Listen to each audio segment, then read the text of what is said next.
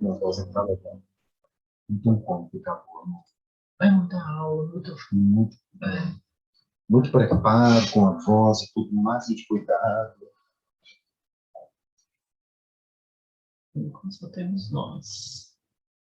Eu não ponho muito direcionado porque você não aguenta. Tô tentando encaixar uma posição. O doutor Ricardo falou, que biblioteca incrível, você que tem com isso? ele aqui. Que isso? Doutor Ricardo, Tá querendo vir casa aqui de em casa? professor. Tá querendo vir aqui em casa? A biblioteca realmente é o nosso xodó nessa casa. Hoje os alunos falaram, que eu falei com a Dona Chu, estavam falando sobre a pandemia, tanto tá difícil, não vê ninguém aqui em casa indo jogar. Eu falei pro Cássio, eu vou. Esse salário que acha restante muito legal. Opa, Guilherme, boa noite, tudo bem? Tá ouvindo a gente? Boa noite, Guilherme. Tô ouvindo. Tá dando pra ouvir de boa. Ah, peraí, que eu tô sem áudio.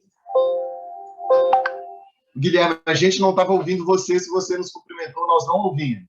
Boa noite. Eu dei boa noite aqui, vocês perguntaram se você tava ouvindo, mas tá dando pra ouvir aqui. Beleza, e aí, Guilherme, obrigado. beleza. Guilherme, você conseguiu fazer o simulado? Eu fiz ontem de manhã, fiz na hora que saiu o simulado. Massa. E aí, o que você achou? Como é que foi? Eu achei que eu fui bem, eu errei, eu contei lá as questões que eu errei, eu acho que eu errei 29 questões, eu acho.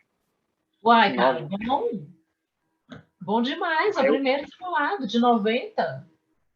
Aí eu acho que eu errei mais na parte de geografia e sociologia, se eu não me engano. Eu tava contando. De história até que errei pouca. História foi de boa? Foi de boa. Uai, que bom, cara, que bom, coisa boa, arrasou. Primeiro simulado arrasando. Que bom. É nós no Enem, hein? Tomara que seja assim, Enem também. Com certeza. Depois a gente vai pegar para corrigir, para discutir o simulado com vocês. Eu vou esperar todo mundo fazer.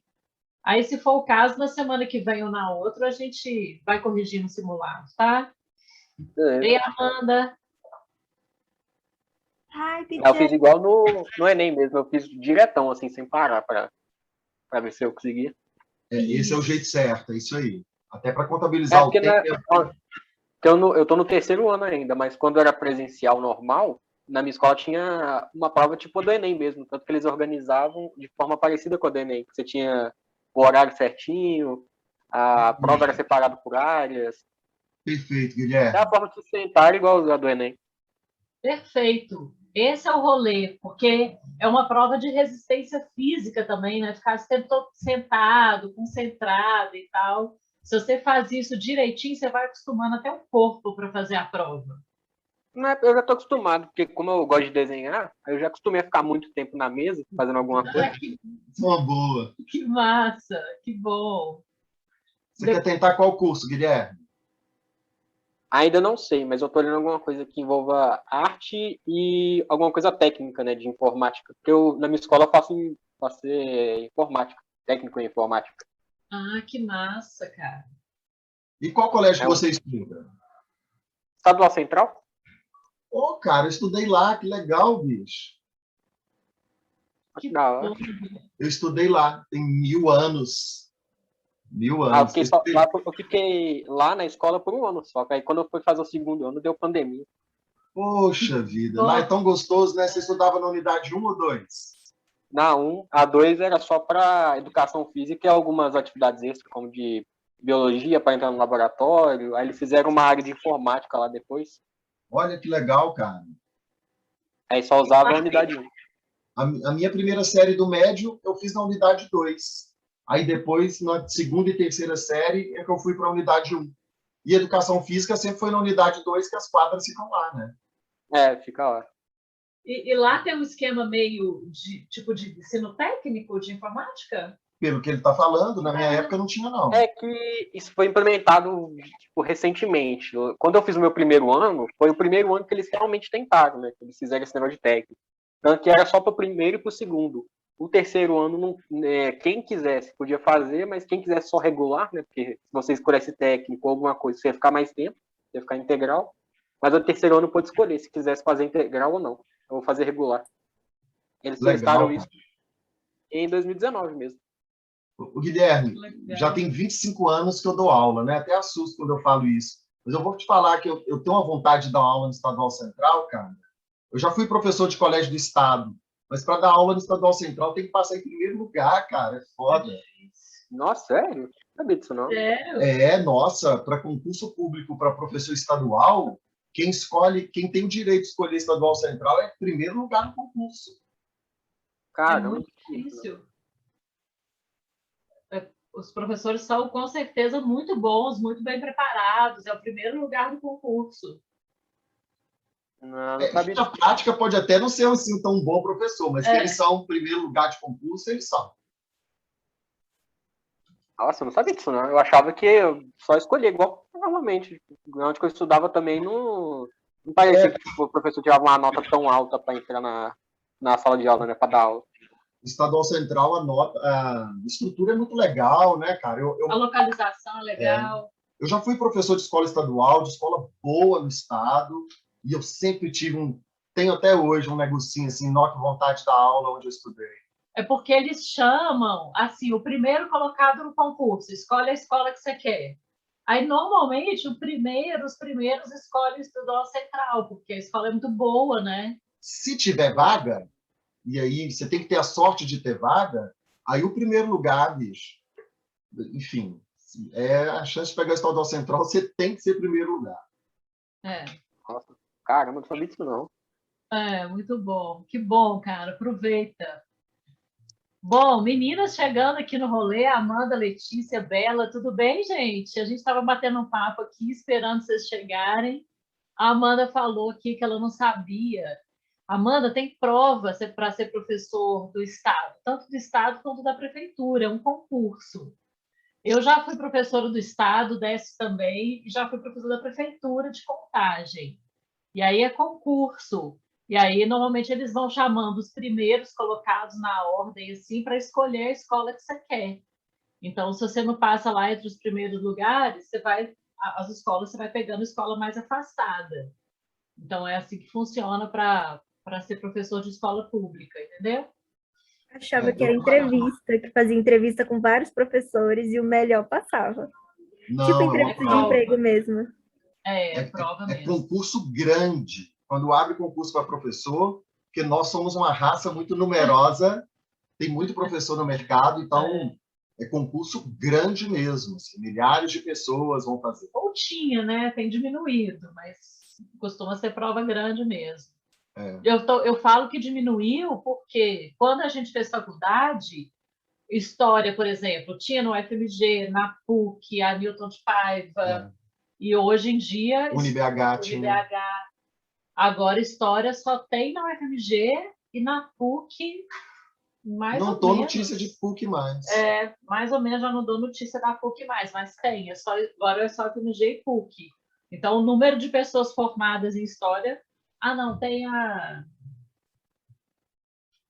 Esqueci. Tem uma que é 100% online, o curso. Esqueci o nome. Enfim. Estácio? Estácio de Sá? Não. Esqueci. Depois eu lembro. Mas aqui, meninas, contem para nós, Amanda, Letícia, Bela, vocês fizeram o simulado? Deu certo? E sim, eu até que consegui as primeiras 45 questões, eu errei umas 4. Depois disso eu estava cansada, aí só foi declínio. Fiquei cansada, aí a nota foi caindo muito. Eu fui vendo que eu errei muita questão por coisa boba, porque eu sabia, só estava cansada. Pois é, Amanda, mas a prova do Enem é uma prova de resistência mesmo, né? A prova é muito grande. Então, é muito legal vocês fazerem a experiência, igual o Guilherme falou que fez. Eu não sei como é que vocês conseguiram fazer. É claro, gente, que é dependendo da possibilidade. Mas se vocês conseguirem fazer, começar e sentar e fazer a prova inteira numa vezada só, igual é a prova do Enem, você tem lá 5 horas para fazer, pega e faz ela inteira. Para vocês sentirem o que é esse cansaço de fazer uma prova do Enem. Porque tem uma parte que é física, né? Desse cansaço mesmo, de ficar tantas horas ali concentrado. Então, faz diferença, viu? E a gente vai ficando cansado mesmo. Mas se você começou as primeiras 45, você errou 4, você foi muito bom, tá muito bom. E, Amanda, não tem outro conselho, é pegar para fazer. É. Mas Pegar e depois fazer, dos e 45 treinar, e é isso que eu aí. estava contando, eu errei umas 13, assim, ó. Era errava, errava, acertava, errava, errava, acertava. Eu fiquei muito cansada, Cansa porque mesmo. depois das 45 eu fui para redação, né? Eu fiz a metade e fui para redação. Aí eu gastei tudo que eu tinha na redação, depois que eu acabei a redação, voltei, aí eu já estava cansada. Aí foi Pois só é. declínio. Eu não sei qual é o conselho, se faz a redação depois, você sabe? Não, olha, 2012 foi a vez que eu fiz o Enem, que eu fui fazer vestibular para Direito. Eu quis fazer a redação primeiro. Eu fiz a redação primeiro e deixei aquilo que eu mais dominava por último. Por último. E aí, só que 2012 ainda era uma prova em que a redação era no dia de português e matemática. Português e matemática era junto com redação. Depois mudou essa estrutura, né? E aí, a dica que eu dou é aquela que você domina mais, pegue para fazer ela mais cansada, porque, teoricamente, aquele conteúdo que você domina mais, o seu cansaço vai te prejudicar menos, né? Porque aquela que você domina menos, e aí você ainda deixa por último, aí é roubada. Aí você vai tomar a bola nas costas o tempo todo, sacada? É, E a Deixei a redação vale redação para fazer na muito. metade, porque eu tenho um domínio alto em redação. Aí eu estava mais animada para a redação. entendi. Eu queria A ter esse redação domínio em vai redação. Eu devia ter E começado essa primeiro observação com é ela. boa, Amanda. A redação vale demais para você deixar ela por último. Deixar a redação por último, acho que aí é o maior erro mesmo. Porque a redação exige uma cabeça mais criação, né? Enfim. Então, mas Eu eu li o tema primeiro e já fui formulando o que eu ia escrever na redação enquanto eu fazia a prova. acho que Boa. essa estratégia é boa de fazer a redação no meio ali. Você faz português, vai tendo ideia, faz a redação, e aí depois vai para a prova de humanos. É uma boa. É. Ô, Bela, você não conseguiu ver seus acertos? Gente, então, eu tinha assistido uma aula sua sobre Atenas, pouco tempo antes no YouTube, que até mostrou uma pintura lá, aí da democracia, só que assim, eu entrei um pouco depois, e eu não soube muito bem o que sobre as questões que vocês colocaram, eu não tinha muito conhecimento. Mas eu não consegui ver ainda não, onde que eu não sei fazer isso, não, eu sou boomer. Sou nova, sou millennial, mas, mas eu não tenho muita, eu não sei como é que faz, Amanda, o que você fez? Como é que você viu, o que você acertou, o que você errou? Eu fiz o quê? Como tipo, você errou, como é que você fez para você ver? Depois que você acaba, dá para você ver, você clica em ver Não, então. formulário. Você Tá, mas clica em ver formulário, depois aí você dá para você ver, a que você acertou, aí você vai descendo, né? Que as primeiras eu acho que eram as fáceis, aí e tem mediano, aí Mas é que- parece que não tá mostrando se você acertou ou errou, mas se for descendo, dá para você ver se tá certa ou errada. Você vai menina, olhando questão por questão, você vai vendo, né?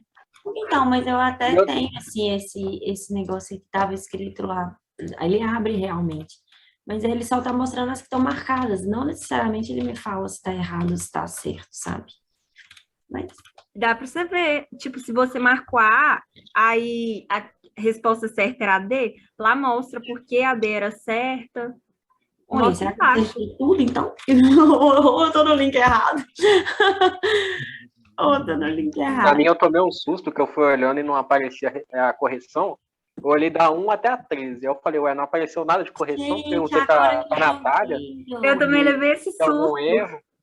Só que eu passei mais pra baixo, da 1 a 22 eu não tinha errado nenhuma. Só da 22 pra baixo que eu errei alguma. Gente, é isso mesmo, é verdade. Vocês estão Exatamente isso. Você tem que certos. descer bastante, que as primeiras eram, acho que eram bem fáceis, as primeiras, aí depois que você vai descendo, que vai aumentando o nível.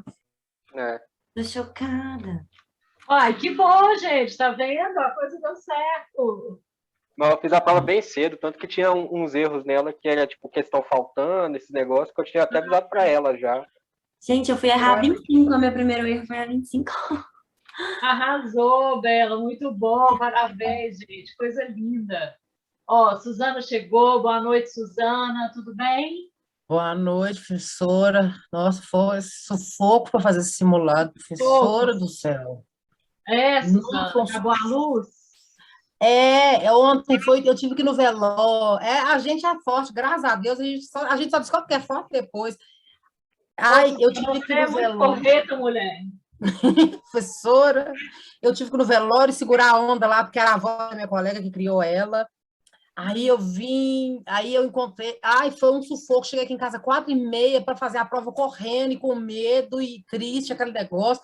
Aí, na hora que eu mandei a última, eu mandei assim, falei, vou tomar um café. Quando eu coloquei o café no copo, a luz, vrau, caiu a luz geral. É os miau que tá miando de acordo aqui, sabe? É, os miau.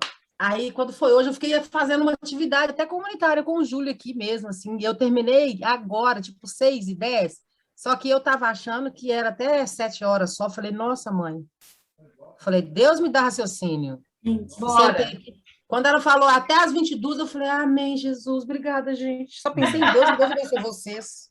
Sabe quando você pensa só em Deus?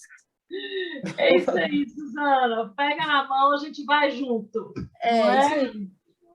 Amores, Então, vamos vamos lá, lá? galerinha. Temos Vamos. cabeça? Vamos embora? Bora, Sobrou um restinho de vocês aí pra gente, né? bora continuar o nosso rolê aqui para a gente arrasar, que nós vamos brilhar demais nesse Enem. Vambora, vambora. Aí, ó, nós vamos começar o rolê aqui hoje, começando a segunda parte do conteúdo de Idade Média. Beleza? A gente viu a primeira metade e a gente entra na segunda metade do conteúdo de Idade Média. Já vou começar aqui pela linha do tempo para a gente ver o seguinte. Repara aqui comigo. A gente divide a Idade Média em 2 períodos. Olha, o primeiro período, a Alta Idade Média, que vai até mais ou menos por volta do ano 1000, então do século V ao século X, os primeiros 500 anos, é o período que a gente viu, olha, de guerra, de maior dificuldade para poder garantir a sobrevivência, e por isso as pessoas se fecharam nos feudos, é o período do feudalismo, a sociedade mais ruralizada que a gente viu nas 2 últimas aulas. E aí, a partir do ano 1000, o que acontece? Um período de relativa estabilidade, diminuição das guerras, e aí vem algumas mudanças. Galera, são 1000 anos de história. É claro que não vai ficar 1000 anos tudo igual, tem mudanças dentro da Idade Média. E aí a gente vai ver hoje exatamente essas mudanças que marcam o que a gente chama de Baixa Idade Média. É o final. São 500 anos, mas é o final da Idade Média. E aí hoje a gente vai falar sobre essas características e essas mudanças desse período final da Idade Média. Vamos embora? Bora com a gente. Prof. Décios vai falar quais mudanças que estavam rolando. E, gente, vamos lá, mais uma vez, boa noite. Que bom que vocês tiveram energia para estar junto com a gente. Olha só, Baixa Idade Média, a gente está ali séculos 10 e 11. Lembrando que aqui não é a ferro e fogo, né? Você não precisa saber o ferro e fogo. Ah, ou é 10 ou é 11. Não, gente. Aqui é humanas, o rolezinho é outro, e não é a ferro e fogo como é nas exatas, né? Então, por volta dos séculos 10 e 11, a Europa vai passar por uma série de mudanças relacionadas à agricultura. Lá na agricultura, eles conseguiram desenvolver novos equipamentos, olho na tela, lá no balãozinho 1, novos equipamentos que facilitaram e melhoraram o rendimento da terra. No período anterior, o rendimento da terra era muito baixo. A produção de alimentos era muito escassa. Havia enormes dificuldades em relação à produtividade do campo. E que novos equipamentos surgiram que permitiram aumentar o rendimento da terra? Aqui abaixo, vocês veem um equipamento de preparo da terra. Ele chama charrua. Se vocês olharem bem, ele tem uma lâmina, olha o mouse passando, tem uma lâmina direcionada para o solo que vai fazer os sulcos, os caminhos na terra, onde vamos jogar o grão. Essa lâmina, ela passou a ser de ferro na Baixa Idade Média, séculos 10 e 11. Antes ela era de madeira E enquanto era de madeira, ela quebrava muito. A partir do momento em que se desenvolveu melhor a metalurgia, o trabalho com ferro, esses equipamentos agrários, eles ganharam maior eficácia no preparo do campo. Para além disso, também melhoraram a forma de atrelar esse equipamento ao animal. A mal desenhada, a gravura medieval, mas ou gado ou cavalo, esse atrelamento passou a ser no peitoral do animal e não apenas mais no pescoço. No peitoral aumenta a rentabilidade do animal, ok? Assim, novos equipamentos facilitaram, melhoraram o rendimento da terra. E novas técnicas, não é, Marisa? Técnicas, vamos de técnicas. Amores, um sistema que é utilizado até hoje, para quem já teve experiência aí na roça, no interior, sabe muito bem o que é isso. A ideia de fazer rotação dos campos. Por quê? Se eu ficar plantando trigo a vida inteira, ano após ano, na mesma terra, o que vai acontecer? Vai tirar os mesmos nutrientes da terra, chegar uma hora, os nutrientes que o trigo precisa não vai ter mais, não vai produzir, não vai dar mais fruto ali, aquela terra vai ficar ruim para a plantação. Então, eles começam a descobrir, gente, isso é conhecimento sendo gerado, é tecnologia sendo gerada, e aí já vai um alerta. A Baixa Idade Média é um período de desenvolvimento, e aí eles começam a fazer isso, rotação. Opa, esse ano eu plantei trigo, ano que vem eu planto cevada para fazer cerveja. Claro, Idade Média tem cerveja? Tem. Eles tomavam muita cerveja. Inclusive, era a mulherada que produzia cerveja na Idade Média, tá bem? E aí, com isso, a gente tem excedente agrícola, ou seja, aumenta a produção de alimento e o alimento começa a sobrar numa época em que a fome era uma realidade. Sobrar alimento aqui, gente, é algo extraordinário pensando na Idade Média, ok? Porque, um detalhe, hoje a gente tem sobra de alimento no mundo. Ah, mas tem gente que passa fome. Tem, porque o sistema econômico gera essa desigualdade absurda, absurda. Na Idade Média, não. Tinha desigualdade? Tinha, mas a tecnologia antes era muito ruim, a produção era baixa, a vida era muito difícil. Isso daqui, o desenvolvimento da tecnologia, vai melhorar a condição de vida das pessoas, ok? Então, hoje é uma questão de desigualdade. Na época, tinha a ver com a tecnologia também. De boa? Então, gente, à medida que a agricultura avançou e, como a professora disse, possibilitou o surgimento de excedentes alimentícios, isso vai ter que ter um direcionamento. Esse direcionamento, não tenha dúvida, comércio. O comércio começa a retomar fôlego. Por quê? No início da Idade Média, esse cenário urbano comercial não era forte, porque a Europa, no início da Idade Média, estava em condições de guerra e em processo de queda do Império Romano. Assim, o comércio, na alta Idade Média, na primeira parte da Idade Média, não era bem desenvolvido. Acontece que, por volta dos séculos X e XI, houve diminuição das guerras, depois desenvolvimento tecnológico voltado à agricultura, que possibilitou, vão acompanhando aí a setinha, hein? Larga esse TikTok aí, pelo amor de Deus. Durante a aula, mexer no TikTok, eu não aguento. Então, aumenta o desenvolvimento tecnológico, que esse aumenta a produção de alimentos. Está sobrando alimento? Isso vai possibilitar aumento populacional, as pessoas estão comendo melhor. E, além disso, crescimento comercial urbano. Isso muda o panorama econômico da Europa. Sim ou não, Marisa? Perfeito.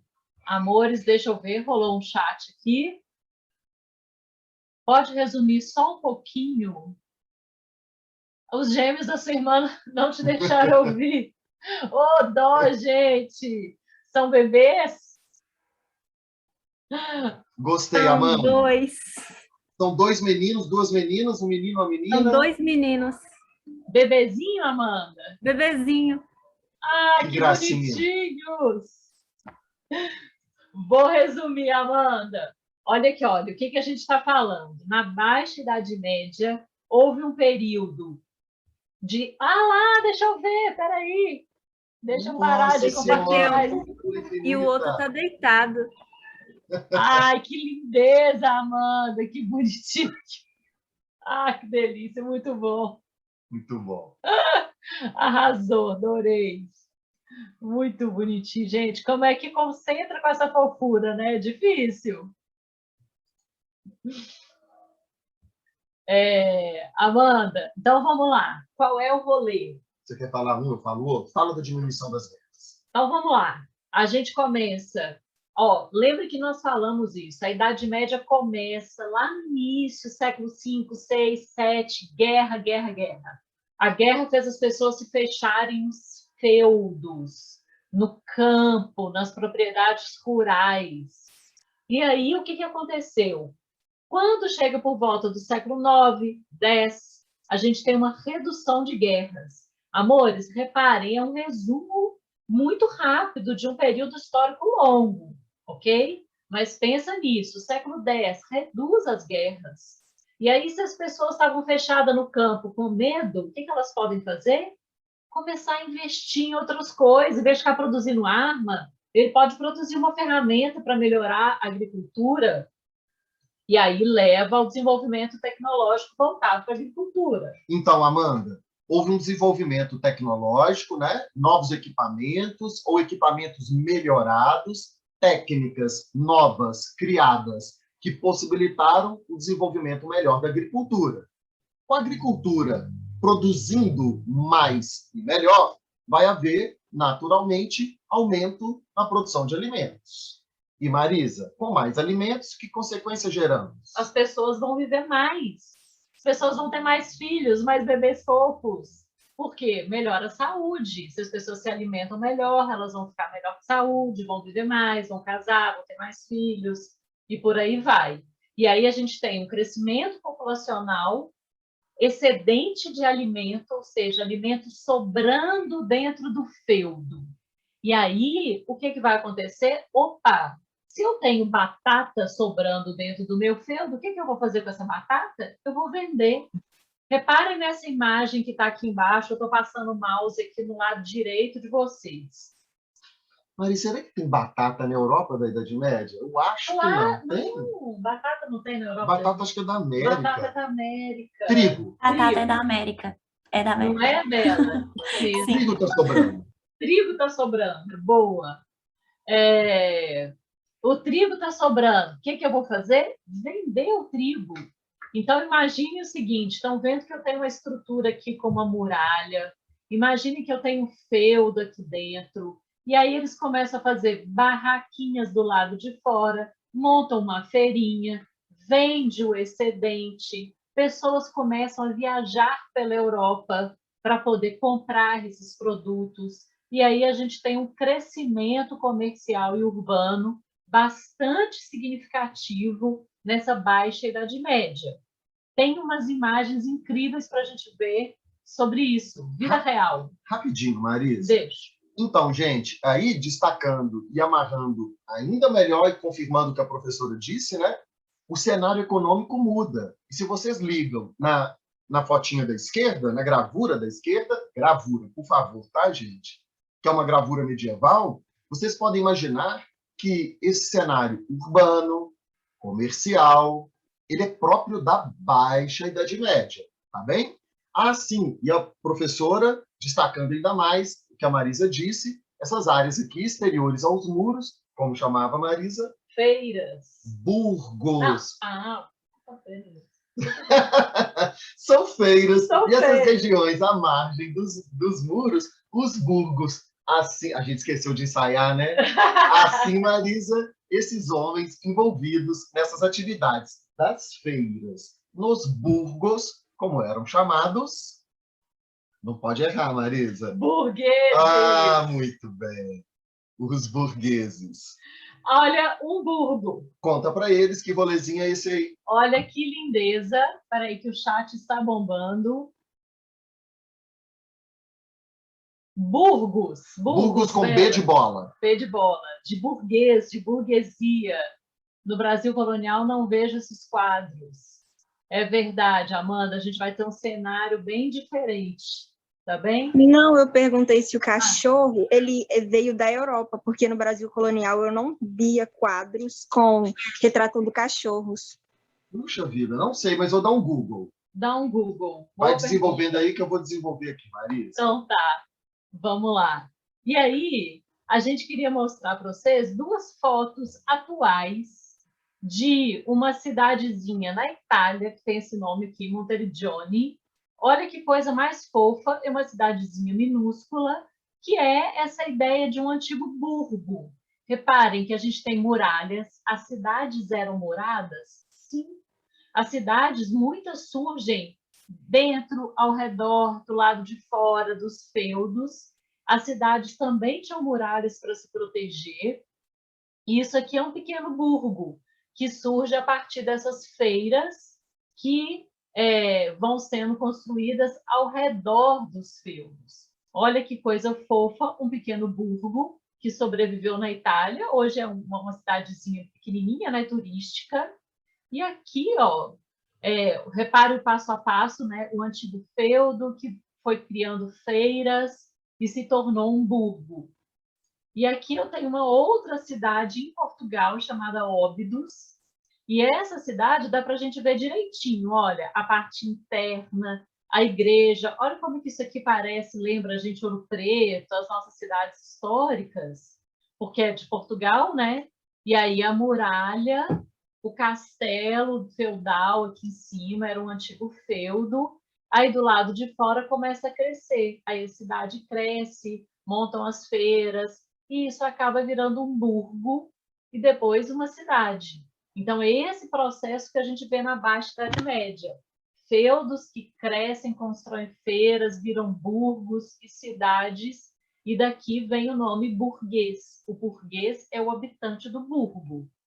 Marisa, eu não consegui descobrir se tinha cachorro no Brasil colônia, mas eu descobri que os cães foram domesticados pelo homem por volta de 15 mil anos atrás, e há vestígios, né, arqueológicos, estudos que apontam que eles teriam surgido na Ásia, 15 mil anos atrás. Lobos que se aproximavam dos homens para poder obter os alimentos dos homens e, com o tempo, foram sendo domesticados pelos homens, e dos lobos vai surgindo essa coisa linda a que chamamos cãezinhos. Cãezinhos fofuchos. Muito bom, gente. Então, gente, Obrigada, a Marisa gente. falou... Oi, quem chamou?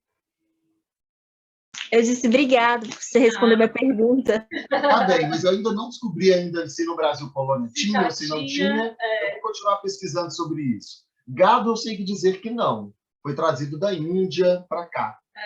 Os colonizadores portugueses é que trouxeram. E mesmo cavalos, né, que até ajudou a dominação portuguesa e espanhola sobre os povos ameríndios.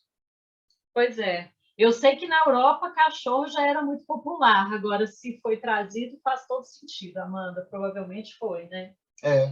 Então, a professora falou sobre as feiras medievais, né? Elas ocorriam, eu estou lendo na tela de vocês, gente, só está vendo quem está fora do Instagram. Quem está no Instagram não vai notar. Então, elas ocorriam de forma sazonal, de tempos em tempos, né? De acordo com as estações do ano, duração de cerca de 3 meses, grandes cidades europeias, como Hamburgo, Amsterdã, favorecendo o comércio de longa distância que havia declinado após a queda de Roma. Gente, dá para pensar o aspecto de uma feira medieval numa comparação grosseira com aquilo que lembra a nossa feira hippie dos domingos na Afonso Pena. Só que aqui o período é mais curtinho, enquanto a nossa, não em tempos de pandemia, né? Mas enfim, em tempos normais é todo domingo ao longo de todo o ano. Aqui é duração de 3 meses e tem a ver com a estação do ano, tá bem? E elas, de repente, você vive numa região da França e quer comprar um produto típico dos Países Baixos, aí é uma feira que só ocorre em Amsterdã, outro produto só tem em Hamburgo, na Alemanha, você saiu de Amsterdã e foi a Hamburgo. Na Baixa Idade Média, esse comércio de média ou longa distância vai retomando força. Amanda, Bela, perdão. Bela, sua pergunta é ótima. Eles viajavam para fazer as feiras? Sim. E aí, a ideia é, a galera vai começar a circular pela Europa, viajar muito em busca de produtos mais interessantes, diferentes, para serem comercializados. E aí, se a galera viaja, tudo isso estimula ainda mais o comércio, porque o viajante ele precisa de se hospedar, ele precisa de comer no restaurante. Então, a Baixa Idade Média é um período em que as cidades estão fervilhando, as cidades são intensas, as pessoas circulam pela Europa, viajam.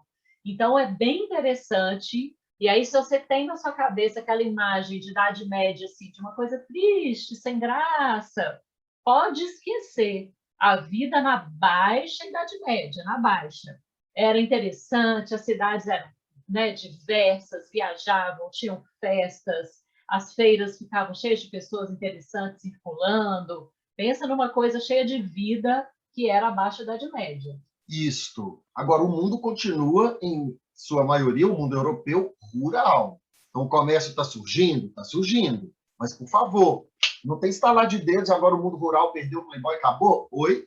Não, né, gente? O mundo urbano vai surgindo, convivendo com uma paisagem rural, econômica rural, inclusive vinculada a essa economia rural, dependente dela, né? Importante dizer... Como até hoje. Como até hoje. Se a gente for pensar, 15 a 20% da população brasileira vive no campo. E as economias são interligadas, não é? A gente consome o que eles produzem, eles consomem o que é produzido na cidade. Na Baixa Idade Média, a maioria da população vivia no campo ou na cidade? No campo. No campo, eles ainda vivem a maioria no campo. É lento. Na história, gente, tudo é lento. Tudo é lento. As mudanças são lentas, tá bem? Mas elas estão acontecendo e elas são interessantes. Massa. Importante dizer, à medida que esse comércio se desenvolve, especialmente no meio urbano. Vocês sabem disso, em nossas vidas também é assim. A cidade é o local onde o comércio é melhor desenvolvido. Ou, se eu penso numa cidade maior, São Paulo, tem um comércio que não é incomparável ao de Belo Horizonte. O número de feiras, feira no fim de semana, tem feira japonesa, feira no bairro italiano. Ora, é muito mais... A cidade é maior, o comércio é mais interessante e mais desenvolvido em São Paulo e Rio de Janeiro do que em Belo Horizonte. Então, é natural que, à medida em que esse comércio vá se revigorando, isso vá provocando o nascimento de meio urbano ali, melhor incrementado. E Amanda ligando câmera. Que delícia de ver. Ver você, Amanda. Como é bom ver vocês, gente. Vocês podiam fazer isso mais, para a gente ver as carinhas de vocês. Nós estamos numa carência de aluno. A gente não vê aluno. E é isso. Desculpa, então, o menino mexendo muito. Não, olha a gente só, gostou. a gente achou que era você fazendo carinho com a gente. Ô, Amanda, olha só. Então, é importante entender que o desenvolvimento comercial e o desenvolvimento urbano ocorre junto e misturado. Naturalmente, essas coisas estão vinculadas. À medida que o comércio se desenvolve, as cidades europeias, na Baixa Idade Média, também se desenvolvem. E aí, amores, se temos desenvolvimento econômico, comercial, o que surge? Banco. Banco, esse troço que a gente tem hoje, que é bom para organizar a vida e para arrancar nosso dinheiro. Bancos. Itaú, Banco do Brasil, Caixa Econômica. Surge na Idade Média. Só que reparem, as imagens que mostram os bancos, tudo manual e tal, mas é o surgimento dos bancos atende o interesse desse desenvolvimento econômico, desses burgueses, dos comerciantes. Por quê? 2 motivos. Primeiro, dar segurança aos comerciantes em suas viagens, pois assim evitavam andar com moedas em espécie. Tinha assalto na Idade Média? Tinha, e muito, principalmente nas estradas entre uma cidade e outra. Todo mundo que já viu Robin Hood sabe disso, é verdade. Sabe a ideia de pessoas indo com aquelas carroças pelas estradas, carregando mercadorias e assaltos acontecendo nas estradas. Então, tinha assalto, era perigoso, e os bancos começam a fazer esse papel de você poder depositar seu dinheiro numa cidade e retirar em outra. Ele te dá um documento, ele te dá um papel e fala que você depositou tantas moedas de bronze na cidade de Amsterdã. Você vai com esse papel para Hamburgo, hoje Alemanha. Mostra o papel. Aí, se essa casa bancária tem representação em outra, olha, eu posso resgatar aqui X moedas de bronze. Pronto. Outra coisa importante, criar um sistema de conversão de moedas distintas. Amores, como assim? Hoje, se você for viajar para outro país, você vai para os Estados Unidos, lá não é uma outra moeda, lá não é o dólar, você precisa de ter o dólar, porque o nosso real não vai valer lá. Lá na Idade Média era um pouco mais complicado, porque muitas vezes na mesma cidade você tinha várias moedas em circulação. Por quê? Muitas vezes a cidade produzia, os feudos produziam suas próprias moedas, ainda não existia aquela ideia do rei, do governo, que produzia uma moeda única para o país. Isso ainda não estava organizado. Então, a gente tinha várias moedas circulando no país. Imagina se você é um comerciante e tem lá um mercadinho. Cada hora chega uma pessoa com moeda diferente, você precisa de ver o peso da moeda. Será que essa moeda vale mesmo? Não vale? Como converter? E aí os bancos começam a fazer esse papel de conversão das moedas. Que, inclusive, se dava em bancas de madeiras bastante grandes. As pessoas vão ali pondo a moeda e eles iam fazendo o câmbio, a troca. E dessas bancas de madeiras grandes nasce a palavra banco. Vem do banco, dos banquinhos mesmo que eles usavam. E aí, o que isso tudo mostra para a gente? Por que isso é importante? Isso mostra como é que o comércio está crescendo, está ficando mais dinâmico, mais volumoso, e isso vai tendo necessidade também de maior organização desse comércio. É isso aí, bichão. E aí, o que a gente tem de consequências disso? Várias reflexões que a gente tem sobre consequência para essa vida urbana. Uma delas eu vou pedir o Prof. Décio para explicar para vocês um provérbio alemão do século XI que diz o seguinte: o ar da cidade torna o homem livre. Então, gente, por que o ar da cidade torna o homem livre? Porque as possibilidades de relações de trabalho, de relações comerciais, de relações afetivas, essas possibilidades, elas são muito maiores na cidade grande. Pense numa coisa, parada gay. Sim, parada gay. Parada gay em Belo Horizonte. Tem um tamanho, legal, é massa, ok. Parada gay em São Paulo dá 1 milhão de pessoas. Pensa o que é a parada gay de Nova York. Você está falando de cidade ou está falando de gay? Eu estou falando das duas coisas. Relações afetivas também são mais amplas e interessantes numa cidade maior. Se estamos em Belo Horizonte, e vou de novo comparar com a maior cidade do Brasil, São Paulo. As possibilidades de trabalho aqui, as possibilidades de diversão aqui, ou de ir a um museu em Belo Horizonte, é muito menor do que em São Paulo. Eu posso pensar que as relações de trabalho, relações econômicas, relações sexuais, afetivas, em São Paulo elas são mais amplas do que em Belo Horizonte. Então, eu tenho mais oportunidades de trabalho, de emprego, mais escolas para entrar no nosso mundo, mais escolas privadas, enfim, maior número de escolas públicas para a gente fazer concurso. Seríamos, em diversos aspectos, mais livres numa cidade maior. É nesses termos que, agora indo diretamente para a Idade Média e ficando lá, à medida que a cidade vai formando, você, camponês, preso ao feudo, preso ao senhor feudal, dependente desse senhor feudal, agora na cidade, você pode, de repente, trabalhar para uma feira, tentar fazer uma viagem entre uma cidade e outra e vender um produto que não tem na sua região. Você mora onde? Na região de Champagne? Aí você vai lá em Amsterdã, Holanda, pega o produto para revender em Champagne. Você não está tão preso mais à terra, ao campo, ao feudo, ao senhor feudal. Você pode exercer outras formas de obter o sustento de sua vida.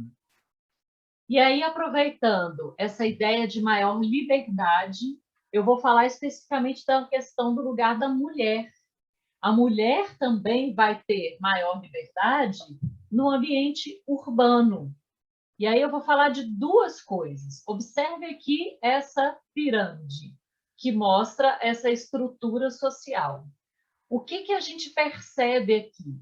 Ora, a gente já tinha visto a aula passada, que a estrutura da sociedade na Idade Média era uma sociedade estamental. Esse conceito é importante, que mostra que é dividido em estamentos, em grupos separados, que não se misturam. Nobres, superiores, camponeses, vistos ali como inferiores na pirâmide. Quando eu vou para a Baixa Idade Média, eu tenho um grupo a mais que surge aqui, ó, que são os burgueses, habitantes dos burgos. E no burgo você pode ser um artesão, um pequeno comerciante, um rico comerciante, um rico banqueiro, um viajante, um artista. Você pode estudar na universidade. As universidades europeias surgem nesse período. E aí, se eu tenho uma maior possibilidade de atividades aqui, por exemplo, as mulheres também vão usufruir disso. Então, se antes uma mulher, por exemplo, de uma família camponesa, só podia ficar fechada no feudo, na vida rural, essa mulher ela pode trabalhar em uma taverna, ela pode produzir cerveja. Eu estou enfatizando isso porque as mulheres... Gente, a segunda-feira ela está jogando em direta para a gente tomar uma. Marisa, cria vergonha, já é segunda. Mas, uai, Ah, né? pelo amor de Deus, gente. Cerveja vai cerveja, uai. Ela tá só jogando em direta. Hoje tem jogo de galão, tá? Oh, de repente, vocês estão né? vendo, né? Então, as mulheres produziam cerveja na Idade Média. Então, mesmo as mulheres que tinham uma vida restrita... Então, por exemplo, uma mulher poderia ir para a universidade estudar? Não, não poderia. Mas algumas mulheres vão fugir a esse padrão, vão tentar escapar, vão tentar estudar, se alfabetizar. São raras, mas a gente vai ver que elas vão aproveitar essas brechas que o mundo urbano possibilitava. Então, esse mundo urbano ele vai trazer mais liberdade, mais possibilidades. A gente vê um novo grupo social surgindo aqui. Isso vai trazer mais liberdade para as mulheres também. Restrita, gente, nada de pensar que a vida é louca. As mulheres ainda eram muito restritas. Muito vigiadas na libido, né? No desejo dela, no corpo. Mas é o início de uma possibilidade. Agora, uma pergunta que eu vou fazer para o Prof. Décio. Agora sujou. Vai jogar uma armadilha e tá vendo? se eu não souber? Vingança. Significa que na Baixa Idade Média teve ascensão social? Um burguês, por exemplo, ele pode se tornar um nobre ou ele se iguala a um nobre? Não pode, gente. Por que não? Exatamente por causa do conceito que a professora já trouxe para a gente, da ideia de estamento e sociedade estamental. Não tem aqui mobilidade social. Amores do teacher. A nossa sociedade, que admite na lei a mobilidade, o parto que é a gente sair de um lugar social mais humilde e subir um degrauzinho. A luta de todos nós para subir um degrauzinho. Não estamos proibidos por lei nenhuma, mas a realidade social que se impõe sobre todos nós é muito difícil de superar. Isso hoje, 2021. Pensem vocês na Idade Média, em que não se admite, inclusive, no sentido moral. Como assim você quer ser marquês? Você quer ser marquesa? Você que nasceu camponês ou camponesa? Em absoluto, mobilidade social nesses termos, não. Há uma maior mobilidade, trânsito em funções aqui exercidas na galera aqui de baixo. Pensar um camponês que eventualmente se tornou um artesão ou um pequeno comerciante. Aqui na parte baixa da pirâmide, aí é razoável pensar que está havendo aqui, de fato, até mesmo uma certa migração de formas de trabalho, mudando de uma forma mais camponesa ao longo do tempo, demanda muito tempo, a Europa vai se urbanizando, e aí é possível haver essa mudança na parte baixa da pirâmide. Beleza. Marisa, eu não sei se a gente pode avançar mais. A gente pode? 8h39. Vamos ver. Vamos ver se o prof chegou. Quem é que nos rende? Agora é matemática, certo, Lucas? Lucas já está aí na Lucas área. Jardim. Boa noite, Lucas. Boa noite. Boa noite, Lucas. Tudo Já bem? Tudo jóia? Amores, tá de boa? Alguma dúvida do nosso fechamento aqui para a gente passar a bola para o Lucas? Tudo certo no rolê? De boinha, Amanda. Muito bem. Amores, brigadíssima. Um beijo grande para vocês. Boa semana. Arrasem aí nos simulados, hein? Próximo domingo, mais simulado. Façam, arrasem, que isso ajuda demais vocês, que nós vamos brilhar demais no Enem, hein? Coraçãozinho para vocês. Beijo, gente. Fica com Deus. Boa semana para vocês. Beijo. Beijos. Beijos, beijos. Todos seus, Lucas. Valeu. Lucas. Boa noite aí. Boa noite. Valeu, Boa boa noite. noite. Tchau, tchau. Boa noite, gente. Boa noite. Vocês estão bem? Fizeram Tô bem. simulados assim?